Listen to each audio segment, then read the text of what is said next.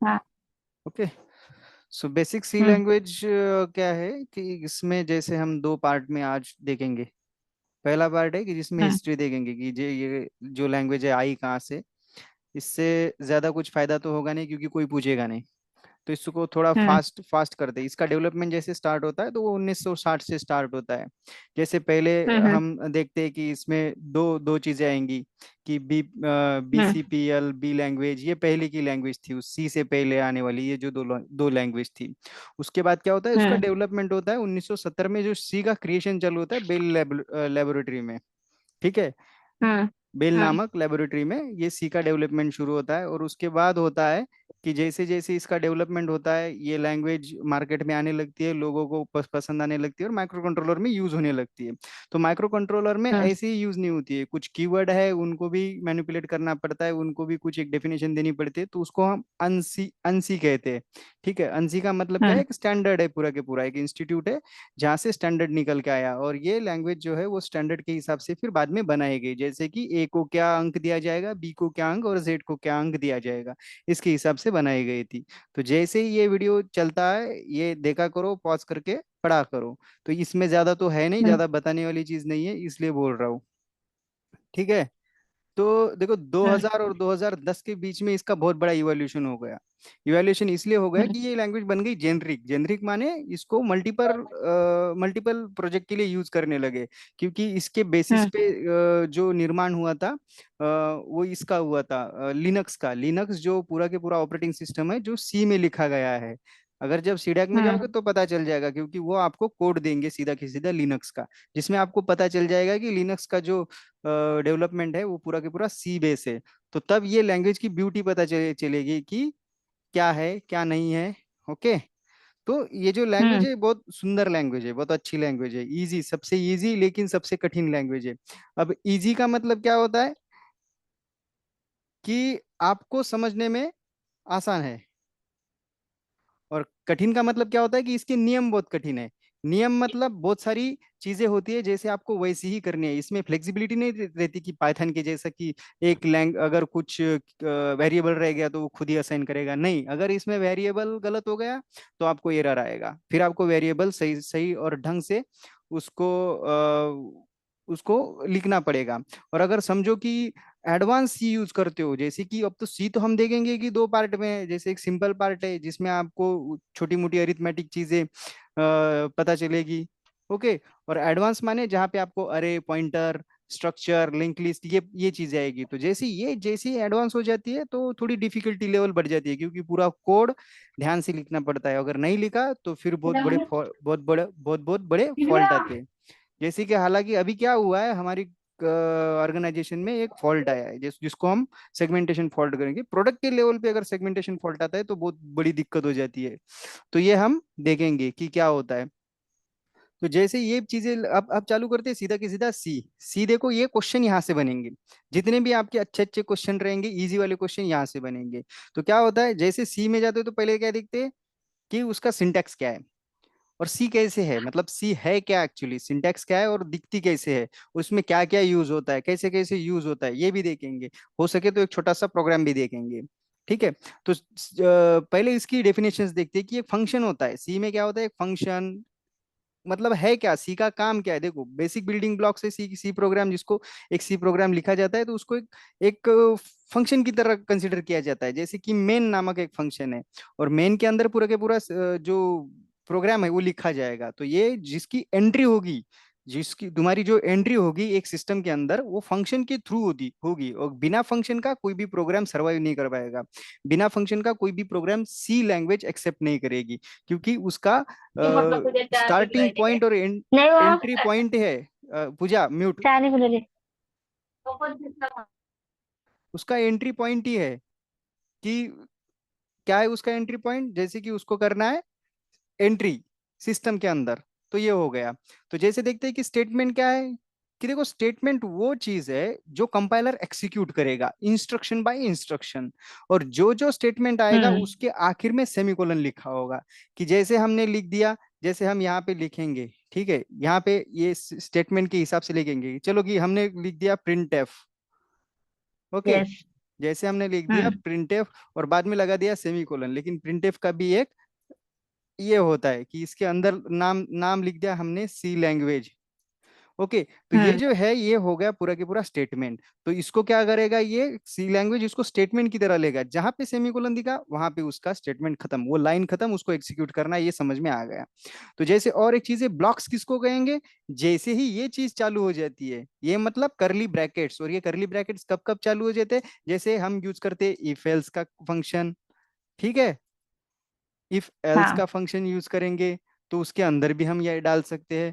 इसके अलावा हम स्विच का भी कर सकते हैं, ठीक है, इसके अंदर भी ये आएगा। मतलब हर एक चीज जिसके अंदर, मतलब जिसके अंदर पूरा प्रोग्राम लिखा जाएगा, ये होगा ब्लॉक। ओके, इसको लगाएंगे ब्लॉक के यस। हिसाब से। बाद में देखते हम्म। हैं कि डेटा टाइप, दो तरीके के डेटा टाइप है हमारे पास, एक प्रिमिटिव डेटा टाइप है और एक डिराइव्ड डेटा टाइप है। प्रिमिटिव मतलब ये वही है जहां पे सी शुरू हुई थी, इसके इसके सिवा कोई भी प्रोग्राम अधूरा रह जाता है। हम इसके अलावा बहुत ज्यादातर हम तो इंट, कैरेक्टर, फ्लोट, डबल ये चीजें यूज करते हैं। तो क्यों करते हैं, क्योंकि इसके बिना कोई भी वेरिएबल हम डिक्लेयर नहीं कर सकते।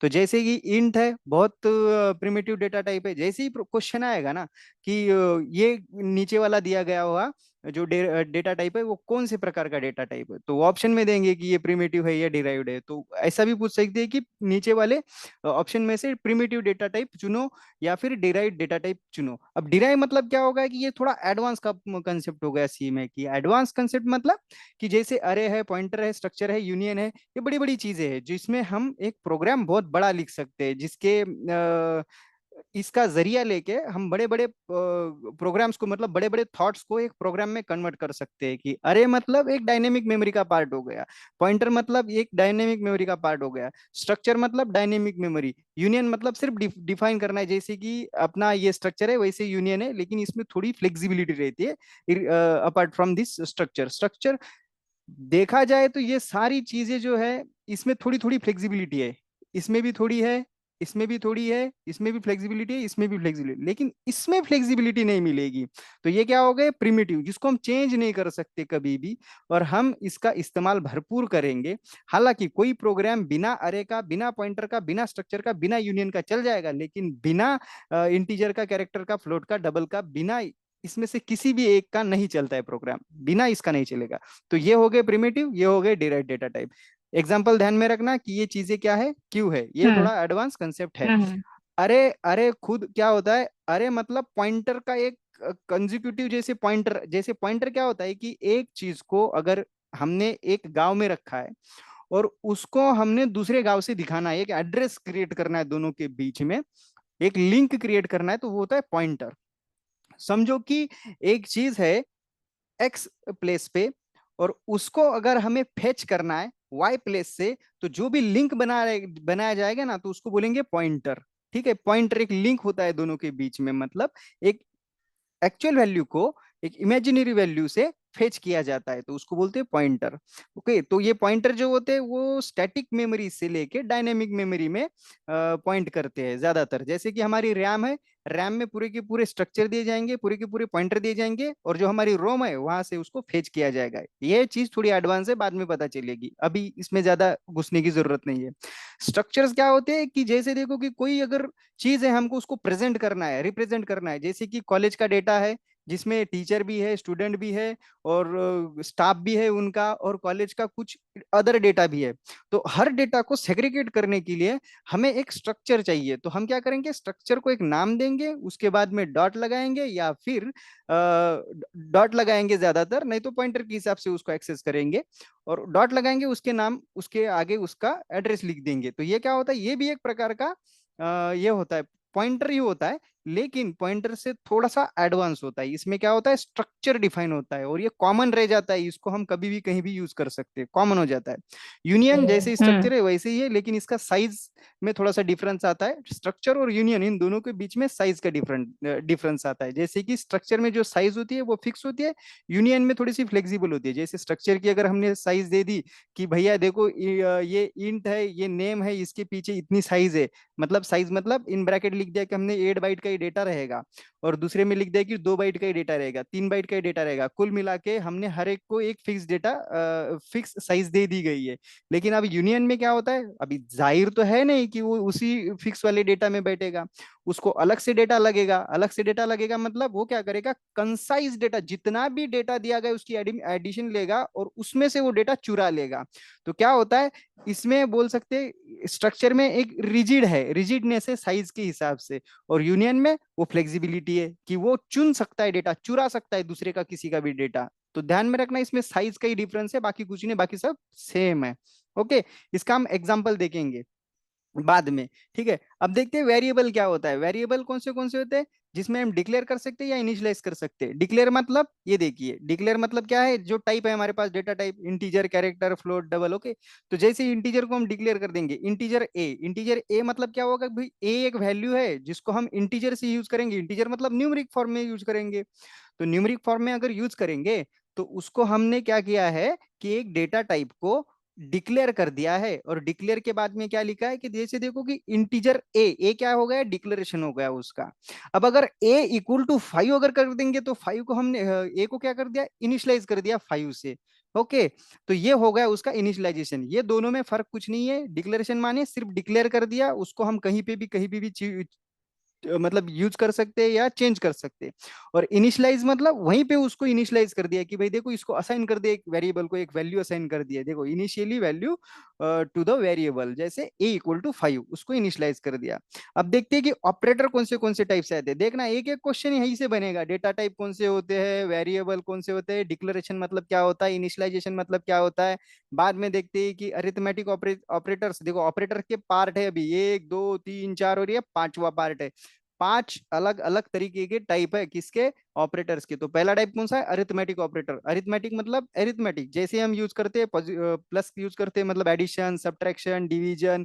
और ये जो दिखाई दे रहा है परसेंटेज का, इसको हम मॉड बोलेंगे। मॉड, मॉड क्या होता है, जैसे 10 को अगर हमने 2 से मॉड कर दिया तो 0 आ जाएगा, क्योंकि उसको कंप्लीट डिवाइड कर देता है वो। और अगर 10 को हमने 3 से डिवाइड कर दिया तो क्या क्या आएगा, 1 आएगा, क्योंकि 3 3 है 9 और बाकी बचा 1, तो 1 आएगा। तो ध्यान में रखना, इसका यूज बहुत करने वाले हो बाद के आने वाली जिंदगी में, 8 महीने में इसका यूज बहुत करने वाले हो, बाद में समझ में आएगा कि क्यों करने वाले हो। ओके, तो रिलेशनल ऑपरेशन क्या होती है, रिलेशन दर्शाता है एक दूसरे के प्रति, मतलब इक्वल टू, देखो भैया ए इक्वल टू बी आया कि नहीं, मतलब इफ और एल्स की जो कंडीशन रहती है उसमें ज्यादातर यूज होता है कि if A equal to B है तो इसको ये परफॉर्म करो, if B equal to C है तो इसको ये परफॉर्म करो। और इसके उल्टा ले लो, if A is not equal to B है, मतलब ये दूसरा वाला रिलेशन हो गया, A is not equal to B, ये इसके जैसा नहीं है तो ये परफॉर्म करो, अगर है तो वो परफॉर्म करो। चलो लेस देन का ले लो, ए इज लेस देन बी है, ए इज लेस देन सी है, सॉरी ये ए इज ग्रेटर देन सी है। तो देखो अगर इसमें नहीं है तो देखो लेस और इक्वल टू है और ग्रेटर और इक्वल टू है, सब रिलेशन का खेल है यहाँ पे। जैसे ही रिलेशन देखेंगे टिक करेंगे कि ये रिलेशनल ऑपरेशन है। लॉजिकल मतलब क्या हो गया कि उसमें एंडिंग का ऑपरेशन करेंगे, ऑरिंग का ऑपरेशन करेंगे, नॉट का ऑपरेशन करेंगे। एंडिंग मतलब ए एंड ए कितना हो गया वो देखेंगे, ए एंड ए मतलब कितना हो गया ये देखेंगे। और का मतलब ए और ए कितना हो गया वो देखेंगे। देखो 1 1 1 आता है, ठीक है, 1 1 1 आता है, 1 और 1 भी 1 आता है, और 1 नॉट मतलब 0 आ जाता है। ओके, तो ये ध्यान में रखना, ये मतलब ये हम्म। उल्टा हो जाता है। ये तो एंड का तो जैसे हमने इंजीनियरिंग में पढ़ा, और का भी इंजीनियरिंग में पढ़ा, ठीक है, नहीं पढ़ा है तो एक बार गो थ्रू करो उसको। असाइनमेंट क्या होता है, असाइनमेंट मतलब दे दिया है उसको, चलो ए इक्वल टू बी, जैसे हमने आगे ऊपर देखा था ना इनिशियलाइजेशन, इसमें ज्यादातर हो जाता है, ज्यादातर नहीं होता है, सिर्फ इक्वल टू का यूज करते हैं हम यहाँ पे। तो ये असाइनमेंट हो गया, असाइनमेंट मतलब equal to A equal to B हो गया, चलो असाइन कर दिया इसको। अभी प्लस माइनस असाइनमेंट मतलब क्या होता है कि जैसे ही करते हैं कि A plus B equal to सी हम मैथमेटिकल टर्म में लिखते हैं, लेकिन सी में ऐसा नहीं होता है, सी में उल्टा होता है, C equal to A plus B लिखेंगे। Okay, C plus equal to लिखेंगे, ये होता है, सी माइनस इक्वल टू लिखेंगे, सी इंटू इक्वल टू लिखेंगे, सी ये भी लिख सकते, ऐसा भी लिख सकते, ये एक लिखने की कला है। सी में इन चीजों को सी समझ लेता है कि इसको क्या कहना है। तो जैसे ही पहला सेशन रहेगा सीडेक का, ये बातें समझ में आ जाएगी। फिलहाल तो ये बातें ध्यान में रखो कि ये असाइनमेंट ऑपरेटर है और इसका कैसे यूज करना है हम आने वाले लेक्चर में देखने वाले हैं। ठीक है, बाद में देखेंगे कि बिटवाइज ऑपरेटर क्या होता है। बिटवाइज माने क्या होता है, जैसे इंजीनियरिंग में पढ़ागा, और XOR, nor, left shift, right shift, तो ये होता है एंड, सिंपल एंड। ये एंड नहीं, ये एंड अलग है। ये एंड ऑपरेटर हो गया, ये और ऑपरेटर हो गया, ये एक्स और ऑपरेटर हो गया, ये नॉर ऑपरेटर हो गया, ये left shift, bitwise left shift, bitwise right shift हो गया। ठीक है, तो इनका नाम ध्यान में रखना कि ये कौन से ऑपरेटर हो गए, ये बिटवाइज ऑपरेटर हो गए। ओके, बाद में देखते हैं कि कंट्रोल फ्लो क्या होता है। जैसे कंट्रोल फ्लो माने एक प्रोग्राम के अंदर हम भाई कंडीशन लगा देंगे, इफ की कंडीशन, इफ एल्स की कंडीशन, नहीं तो स्विच की कंडीशन। तो ये कंडीशनल ऑपरेटर हो गई कि देखो अगर ऐसा है तो ही ऐसा होगा, ये हो गई कंडीशन। दूसरी कंडीशन, अगर ऐसा नहीं है तो ऐसा होगा। ओके, तीसरी कंडीशन, अगर ये मिल जाता है तो स्विच करो, यहां पे चले जाओ, ये हो गई तीसरी कंडीशन, ये कंडीशन हो गई। तो समझो कि इफ का है, हम देखते हैं कि एक एक तुम्हारे पास एक वैल्यू आ गई। चलो इफ को हम समझ लेते हैं पहले। एक वैल्यू आ गई तुम्हारे पास कि मैं बोलता हूं कि इफ जो भी तुम्हारी वैल्यू है ए इज ग्रेटर देन बी। भैया ये तो समझ में आ गया तुमको, तो परफॉर्म क्या करना है तुमको, तो परफॉर्म करना है प्रिंट। अब ज्यादा नहीं लिखूंगा मैं। प्रिंट क्या क्या करोगे तुम, प्रिंट ए, जो बड़ा है उसको प्रिंट करो, हो गया। मतलब देखो कंडीशन क्या हो गई, if A is greater than B तो प्रिंट करो ए को, खत्म कहानी, है ना। ये हो गया तुम्हारा पहला। अब इफ एल्स हाँ। का हो गया, देखो अगर, अगर समझो कि इफ ये है तो ये है, एल्स मतलब यही प्रोग्राम हमारा सेम रहेगा, लेकिन इसके बाद क्या होगा वो देखो। इसके बाद एक ब्यूटीफुल थिंग बाहर निकल के आएगी। तो जैसे ही ये आ गया, एल्स करो यहाँ पे, एल्स प्रिंट करो बी को। हम्म, आ गया समझ में, तो हाँ। सीधी बात है ये। हाँ। क्या समझ में आ गया कि देखो इफ एल्स क्या हो गया कि इफ में क्या होगा, एक सिंपल कंडीशन की अगर है तो ये प्रिंट करो, अदरवाइज एल्स लगाओ, तुम ये प्रिंट करो। मतलब एक प्रोग्राम हम्म। सीधा हो गया यहाँ पे। और स्विच का मतलब क्या है, स्विच में देखो क्या होता है, जैसे ही तुमको स्विच में इफ में ये मिल गया, सॉरी, तो जैसे ही तुमको मिल गया कि भैया देखो स्विच में ऐसा लिखा जाता है, जैसे कि स्विच में मिल गया तुमको, वो नंबर दे देते हैं कि जैसे स्विच में नंबर दिया 8, 8 मिल गया, तो क्या होता है वो केस पे सीधा के सीधा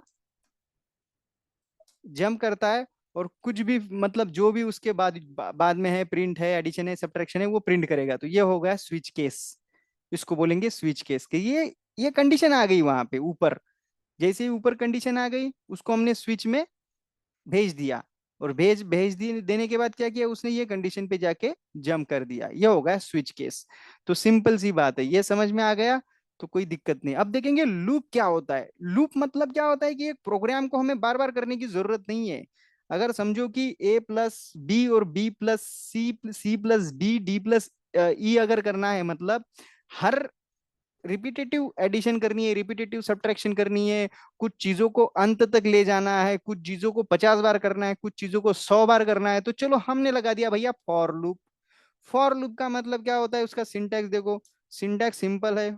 फॉर लिया, अंदर डाला, तो अंदर क्या करेंगे, दो सेमीकोलन लगाएंगे। अब समझो कि आई है, आई को इनिशियलाइज करेंगे जीरो से, चलो आई हो गया जीरो से चालू, आई को भी एक डेटा टाइप देना जरूरी है तो हम इंटीजर आई करेंगे। ओके, अब ये आई जो है कहाँ तक जाएगा वो भी जरूरी है। इसकी लास्ट लिमिट क्या होगा कि आई को लेस देन और इक्वल टू हम करेंगे 100 तक।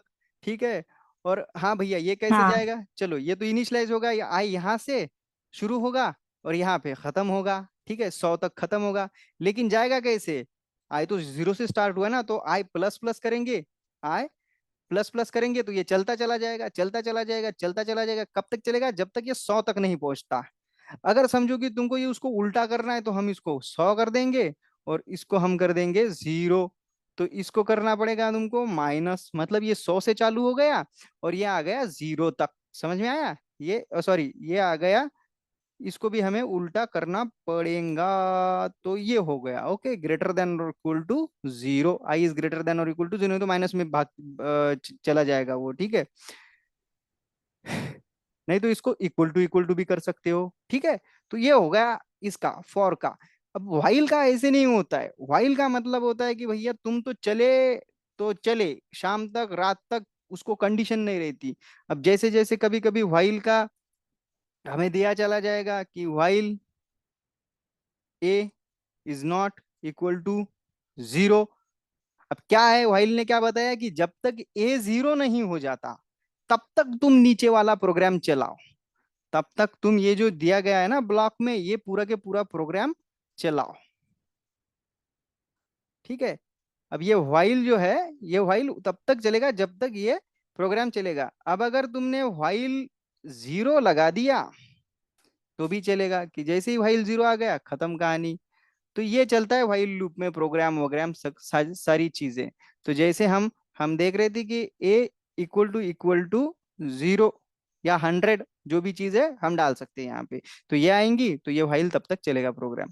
डू व्हाइल सेम रहता है, खाली आखिर में डू रहता है, जैसे कि ये रहता है तुम्हारा, जैसे व्हाइल हो गया, सॉरी ये डू हो गया, और उसके अंदर तुम्हारा प्रोग्राम चलने लगा चलने लगा चलने लगा, और व्हाइल लग गया, ठीक है। और कंडीशन रहेगी इसके अंदर, कंडीशन रहेगी ओके। सो ये पूरा के पूरा उसका सिंटैक्स रहेगा, डू से चालू होगा व्हाइल से खत्म होगा, अंदर इसके अंदर प्रोग्राम रहेगा, ठीक है ना। तो जैसे ही हाँ व्हाइल आएगा, डू डू से प्रोग्राम होगा चालू, ठीक है, और व्हाइल से वो सिस्टम चालू होगा। हम्म, ये हो गया, ये हाँ हो गया, ठीक है। तो एक मिनट रुको, हाँ ये बहुत इंटरेस्टिंग चीज है। जैसे ही फंक्शन हमने जैसे बोला था कि फंक्शन होता है जहां से एंट्री होती है, तो ये एंट्री के अलावा भी फंक्शन कुछ सारे होते हैं, कि जैसे एक चीज को हमें अगर बार बार करना है, एक ही प्रोग्राम में बार बार हम कुछ चीज करनी है, तो हम हर बार तो उसको एडिशन सब्ट्रैक्शन नहीं कर पाएंगे, तो हम क्या करेंगे, एक सिंपल फंक्शन लिख देंगे कि भाई जैसे ही ये वैल्यू आ गई उसको उठा के वहां ले जाओ, और ये चीज है जो परफॉर्म करो, और वापस आ जाओ। तो क्या होता है, डिक्लेरेशन होता है, डेफिनेशन होता है और डिक्लेरेशन है उसका। तो जैसे ही ये चीजें देखेंगे कि उसमें क्या करना पड़ता है, उसका नाम देना पड़ता है, उसका रिटर्न टाइप देना पड़ता है, उसके पैरामीटर देने पड़ते हैं। तो क्या होता है उसका, हम देखते हैं कि जैसे हमने दे दिया, एक डिक्लेरेशन दे दिया कि देखो भैया ये है इंटीजर का फंक्शन, फंक्शन का नाम है फंक्शन 1, और अंदर दे दिया हमने। अब अंदर क्या देंगे, तो ये रिटर्न टाइप हो गया, तो इंटीजर ए, ये हो गया रिटर्न टाइप, ओके। सो ये जो इंटीजर है ये पैरामीटर हो गया, तो ये हो गया इंटीजर, समझो कि ये फंक्शन का नाम हो गया, और इसके अंदर जो रहता है ये रहता है फंक्शन, ऐसा, ठीक है। तो जैसे ही ये फंक्शन आपको दिखाई देगा, इसको हम देखेंगे कि ये फंक्शन रहता है ऐसा कुछ, तो भी फंक्शन का कॉल होता है बाकायदा। कॉल मतलब, अब ये फंक्शन के पास तुमको जाने के लिए, इंटीजर का फंक्शन है तो इंटीजर टाइप से एक चीज भेजनी पड़ेगी, ये ए को। तो ए को कैसे भेजेंगे, जब भी हम करेंगे ना उसको कॉल करने के लिए, तो कॉल कैसे करेंगे, चलो नीचे की लाइन में लिखते हैं।